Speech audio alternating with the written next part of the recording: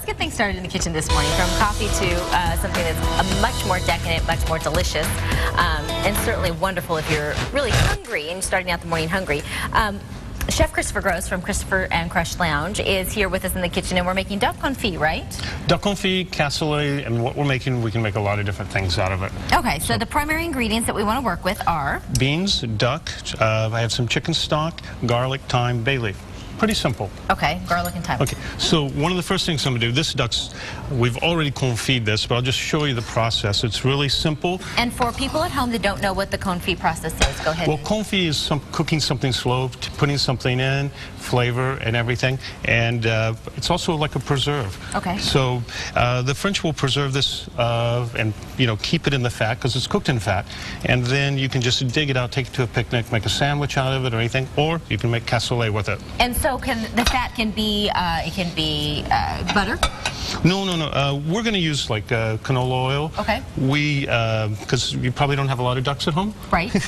So, but you know, we go through a lot, and we take all the fat off, we render it, and we poach it in duck fat. Okay. So one of the things we do is we're just going to smash up some garlic here, and we'll just smash it up like that, and that already kind of like pre-dices it for us. And then what we do is we put this on the duck, and you do several of these. We put a little thyme, we can put a bay leaf, and some pepper. But this is one of the things we do. We put it in salt. Why so kosher much salt? Because this is what's going to cure it. Okay. So then we cover that up with that, and you just put a piece of saran wrap over it. It goes right into the refrigerator for about 24 hours, and after that we wash it. And once it's washed, and we're going to pretend this guy's washed. Okay. Just run it under, you know, cold water, get all the excess salt off, and you put it in a pan, and then we cover it with oil. Now the exact temperature is like 212. Okay.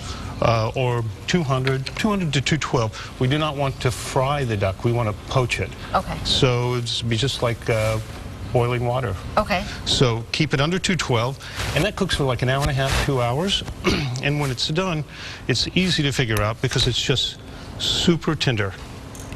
And then at that point, you take it out, and you can just put it into a container, put the fat right over it, and you can preserve it for like 4 or 5 days in your refrigerator. Okay.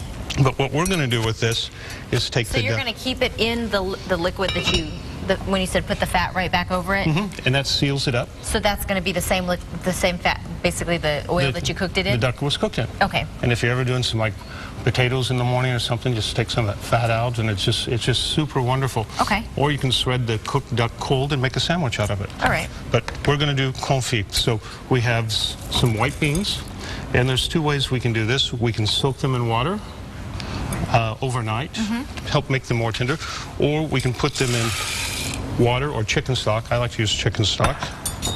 And we put them in here, and we bring them up to a simmer for just a couple of minutes, and then after that, we turn the stove off, let them sit for about an hour, and then we'll turn them back on and continue to cook them.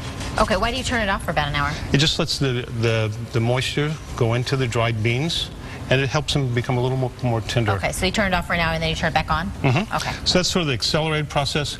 Again, we would do the beans, we could soak them overnight. We'd do the duck ahead of time, the day before, and then we would start to assemble our dish.